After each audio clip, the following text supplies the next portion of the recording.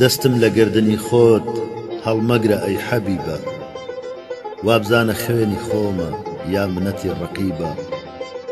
سەر بەردەبازی ڕێتە تەن تەختەبەندی جێتە، دڵمەیلی خاکی پێتە ڕۆحماڵی خۆتەبیبە.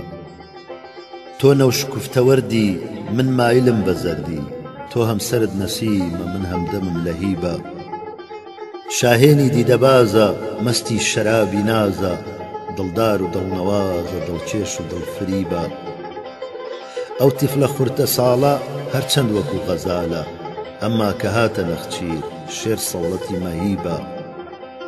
دڵ پەی دەکا نیگاهی سەهمی موژەی سیاهی، ڕەمزی هەموو بەڵایە غەمزەی هەموو موسیبە. ئەی چاوی پڕ نەدامەت دڵ پڕ غەم و غەرامەت، بگری کەوشکە سۆفی لەم فەیزە بێنسیبە. ئەی خەلوەتی مرایی بێ ڕەنجی خودنمایی، ڕەنگ زەردی عاشقی بە نەک زەرد ڕوو شەقیبە. نالی لەبی حەبیبە هەم تیب و هەم تەبیبە، خوڵاسەی لەبیبە فەرمانبەری لەبیبە.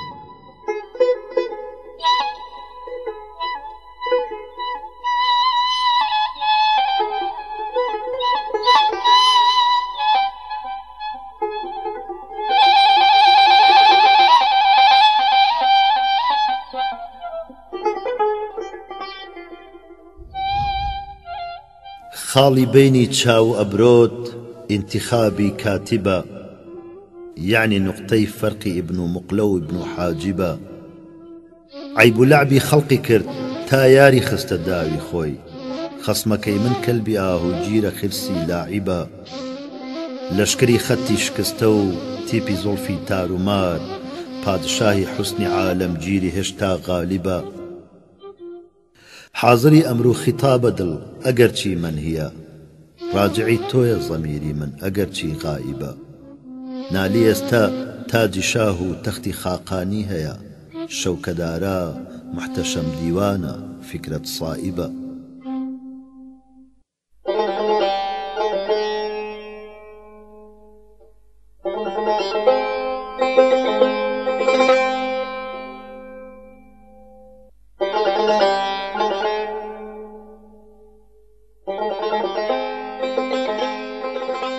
لە دڵدا ئاتەشی عیشقت بڵێسەی میسلی تەندورە، شەڵتی ئەشکم نەبێمانێ دەسووتێم دەمە کۆی نورە. بەناری عیشق و ئاوی دڵ جەسەد وەک حەزرەتی موسا، طەریقی بەحری فرعەون و ڕەفیقی ئاتەشی تورە.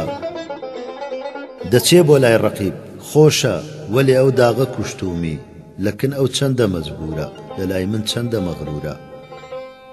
پەیامت هات و پەیکت ڕۆی خەیاڵم نارد و نەیگەیە، ڕەسوڵم کەوتە ڕێ گرتی هێنای وەک ئاگرە سوورە.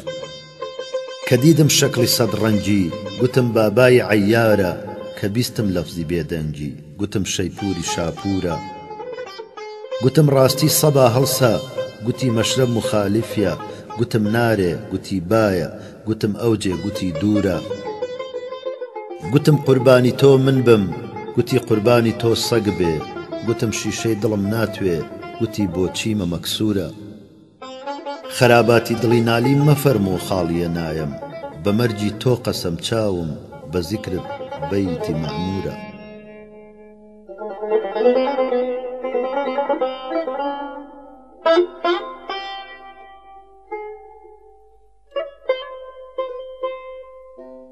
وەسفی ڕوخساری لە فکری بەنی ئادەم بەدەرە،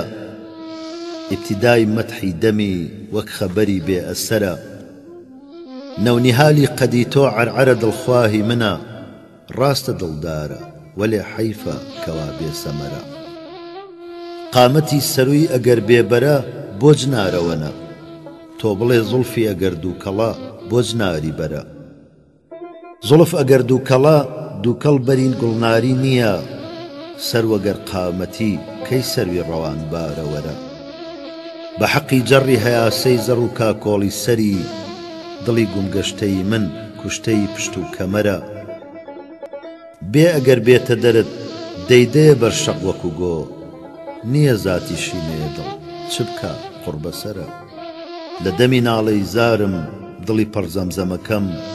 وەلوەلەی حەڵق و گەروی ناولی لە گەردوون بەدەرە.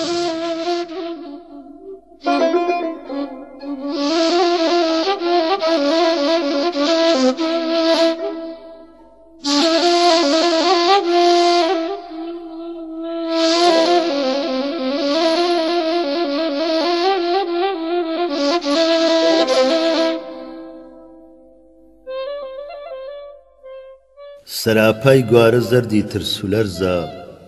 دەڵێ عاسی بووە لەو جێگە بەرزە سروشکم ئاب و دانەی نارە کێدی بە گەرمی داوەرێ بەم تەرزە تەرزە ئەلا ئەی ئاسکی ناسک بە باسک شکاندت گەردنی سەد شێری شەرزە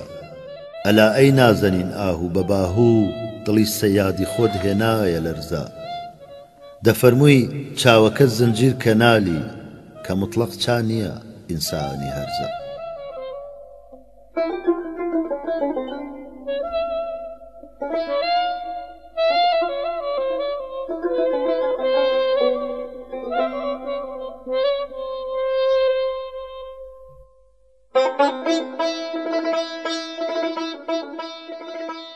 حەلقە دەرگۆشی کەفی ڕەنگینی تۆیە ئەم دەفە با نەناڵێ لێی مەدە عن لەطمه کەف الکەفە نەیکە صاحب سڕە سەر تاپە بە ئەمری کونکونە باطنی قیف قیف عەلا سڕی بە ظاهر قەفقەفە خۆشترە عوزری گونەهکاران لە سەد زیکری ڕیا ئەم بە نەرمی عەفوە عەفوە ئەو بە توندی عەفعەفە شێخی و سەرلنگە دەستاری بە دەستاری بزرگ ڕەندم و دەستاری کەللەی من دەفە نەک من دەفە خادمی مەخدومیە ماقوڵی ناماقوڵیە لەم دەرە ئاسەف سلەیمانە سولەیمان ئاسەفە صاحبی علم الكتابە مطربی هدود نەفەس یا سولەیمانە لە ئیخوان الصەفا ئاسەف سەفە جامی تاقی مەیکەدە میشکاتی قەندیلی دڵە شیشە پڕقەرقەف لە ڕەفڕەف شاهی عالی ڕەفڕەفە طەبعی نالی توندە ئەمڕۆ یا بە نەشئەی نیمنیگاه مەستی ڕەحڕاح و مەی و ڕاح و قەراح و قەرقەفە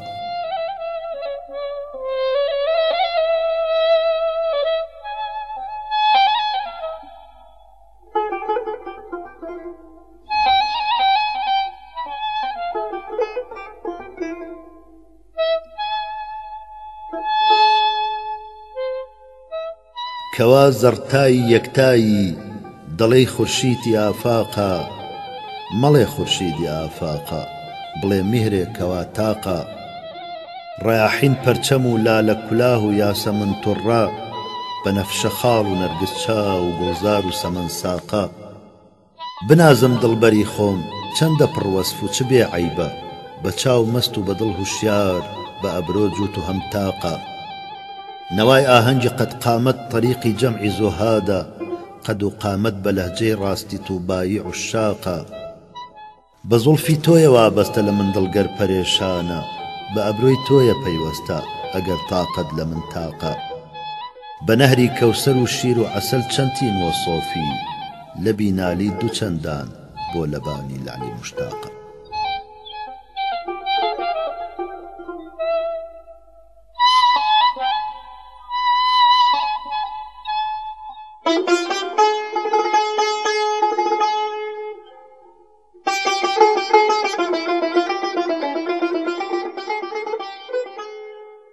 بمرجي خۆت قەسەم زاهد هەموو عمرت عبورێکە مەقام و مەنزڵت ئاخر لەکن جەمعی قبورێکە دڵم بەردە ئەگەر شاخە بە چاوی سووکی منوارێ بە خۆڕایی نەسووتاوە ئەمیشە کێوی توورێکە شوعاعی ڕوود لە گەردندا دیارە دڵ دەسووتێنێ بنازم بەم تەجەلایە چ خورشید و بلورێکە لە خەڵوەت هاتە دەر سۆفی گڵوبەردی بەسەرمادا مەکەن مەنعی لەبەر خەڵوە ئەویش تازە غرورێکە غەمی چاوت لە چاومدا هەمی قەدت لە سینەمدا لەبەر سستی و زەعیفی ئەو خەوێکە ئەم خطورێکە بە زاهیر شادمانیمە لە بەرکەتمی هەموو دەردان کەنالی گەر بنا بناڵێنێ ئەمیش نەشئە و سرورێکە سەری هەرمووی بەدەنم تەرزە تەمەنایەکە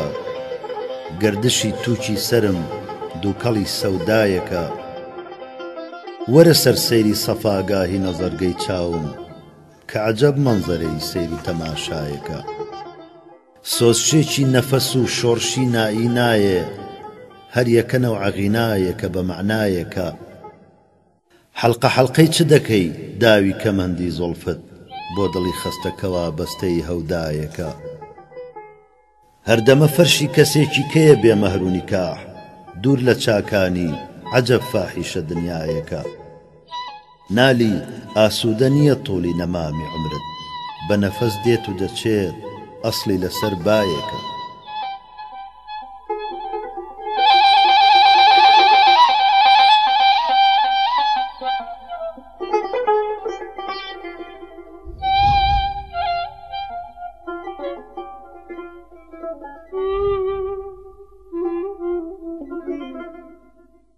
شاهێنی دووچاوت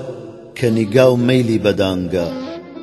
کێشانی بە قولابی دلاوێزی بژانگە سۆفی و سەر و مێزەر من و زوڵف و سەر و دەسماڵ من کوشتەی لاجانگم و ئەو کوشتەی جانگە فەرمووتە کە بانگم کە شەوێ دێمە کەنارت قوربان وەرە شەو ڕۆیی ئەوا وعدەی بانگە بنوێنە برۆ یعنی هیلالی سەری ماهت چون وعدەی ماچی سەری کوڵمت سەری مانگە نالی مەکە تۆرابوو لەبەر جەبهەی گرژت نایەتە ئەلات عیجزی لەبەر دووکەڵی قانگە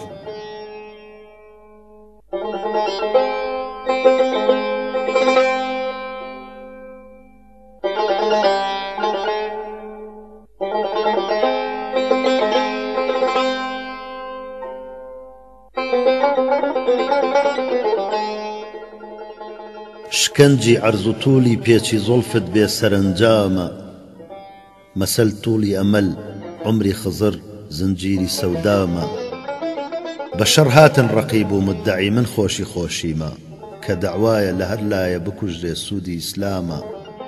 ئیشارەم کردە ئەبرۆی یعنی میحرابت کەچە فەرمووی ئەمە قیبلەی تەمامی عالەمە جێی جلوەی ئیمامە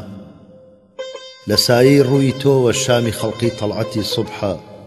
لە شامی زوڵفی تۆوە سوبحی ئێمە زوڵمەتی شامە لە ئابوتاب و ئەشک و ئاهی خۆمدا بووم بە بریانی لە بادی پوختەجی سوتام و ئێستش پێم دەڵێ خامە نیشانەی پوختەجی بێدەنجیە نالی ئەگەر پوختەی بە حوجەت فەی بکە نامە بە حیدەت پەی بکە خامە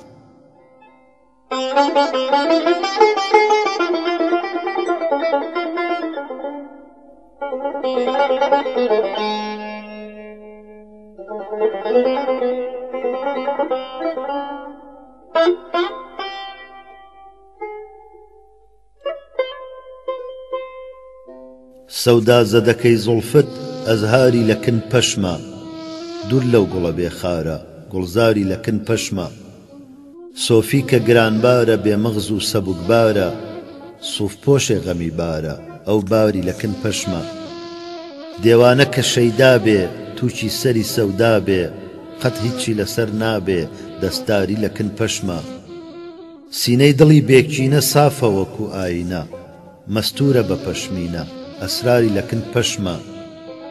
عاشق کە دەکار ڕاوی زوڵماتی شەوە داوی مژگانی تەڕە چاوی بێداری لەکن پەشمە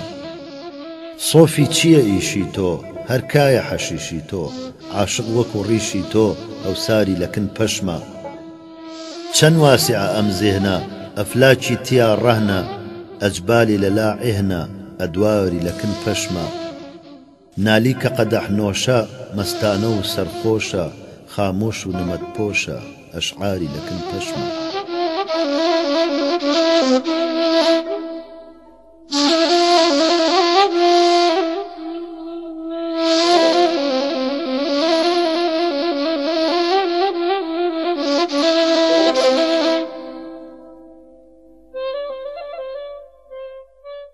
باە لە تەرەف قیبلەمەوە دێت و وەزانە یا بۆی هەناسەی دەمی خونچەی لە ڕەزانە ئەشکم کە لەگەڵ عەشقمە تیفلێکی فەهیمە هۆشم کە لەگەڵ خۆشمە پیرێکی نەزانە تیژاوی سروشکم وەکو ئیکسیری سوهەیلە ڕوخسارەی زەردم وەکو ئەوراقی خەزانە شێخم وەرە دەر فەسلی بەهار و گوڵ و گەشتە ئەیامی لە گەربا بە خزان وەقتی خەزانە ئەو شێخە بە کوم مەگرە کە پەشمینە مەریدە ئەو ڕیشە بەسەر دارەوە ڕیسێکی گوزانە بەحری غەزەلم پڕ لە دڕ و گەوهەرە ئەمما غەواسی دەوێ یعنی بە تەعمیقی بزانە پڕدانەیە ئەمما نەوەکو دانەی چەڵتوو بەحرم وتووە نەوەکو گۆلی مەرەزانە حسنی نەزەرە ئەسڵی نەزەر حسنی بە عیسمەت سۆفی کە دەکات تەرکیبە ئینسانی مەزانە ئەو گەوهرە نوکتە کە لە نالی دەدزن خەڵق ئاوی نییە وەک ئاگری بێشەوقی دزانە سروشتی من کە لێڵاوە غوباری کۆ و هامونە وەرە سەرچاوەکەم بنوارە وەک ئاوێنە چەند ڕوونە منەجیم کەرگەس و لاشەی لە لاش شەیئێکە نەیزانی کە ئەم ئەفلاکە چەند لاکە کە ئەم گەردونە چەندونە لە دەورانی تەبیعەتدا لەگەڵ سەوری فەلەک جووتە لە ملیا چەمبەری دەوران و تەوقی چەرخی گەردونە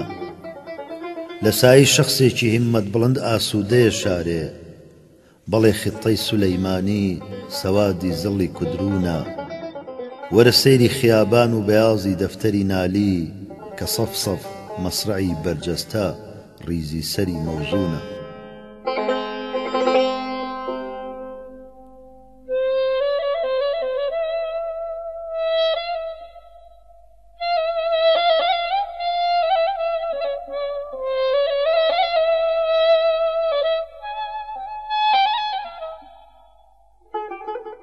دڵ سیاسەنگ نەبێ مائیلی خاکی وەتەنە خاڵی لەعلی حەبەشە ساچینی بوردی یەمەنە پەرچەمی سونبولی و قەدی قەزی بولبانی زولف بەهلولی و خەتزەنجی و وەجهی حەسەنە تەڵعەتی ئایەتی جان مەزهەری ئیعجازی بەیان لەبی دورج و دەهەنی سر و کەلامی عەلەنە دەست لە خوێنم مەدە ئالوودە مەکە دامەنی پاک خوێنی من سابیتە باتیڵ نییە وەک ڕەنگی خەنە وەک گوڵ ئاتەشی خەمڵیوە بە بەرجی چەمەنی قامەتی نارەبەرە ناروەرە نارەوەنە ڕۆشنی دیدە بە ئینسانە کە موژدەی قەدەمت ڕۆشنی دیدەی غەم دیدەی بەیتەلحەزەنە دڵی نالی کانیسی قەرەداغە ئێستەیش داغی سەرچاوە و دێوانەی دارودەوەنە